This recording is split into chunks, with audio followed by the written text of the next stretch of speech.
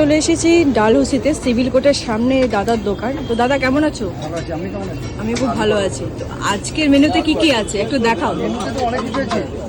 এইখানে chilli chicken আছে, chilli chicken, আচ্ছা, আর ড্রাই চিলি চিকেন আছে, আচ্ছা এখানে ডিম আছে, ডিমের কারি, আর এখানে মাছ আছে। রাইস দেবো? না, না, রাইস আছে।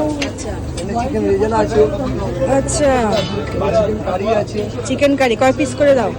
রাইসের সঙ্গে 100 টাকা 2 পিস চিকেন কারি থাকে, আর রেজালাতে গেলে 1 পিস, আচ্ছা আর চিলি চিকেন গেলে 3 পিস, ড্রাই চিলি চিকেন গেলে 3 পিস, মাইসে গেলে 90 টাকা, ডিম গেলে 70 টাকা, ডিম আলু সমেত। এখানে বাটার পনির আছে, বাটার পনির, আচ্ছা এখানে মটন আছে, মটন, মটন কারি, মটন কষা কারি, কি সাদা ভাত? সাদা ভাত আছে। এখানে গোবিন্দভোগ চালের খিচুড়ি আছে। গোবিন্দভোগের চালের খিচুড়িও রাখছো? হ্যাঁ, গোবিন্দভোগ চালের খিচুড়ি। গোবিন্দভোগের চালের খিচুড়ি দেখতেই পাচ্ছ।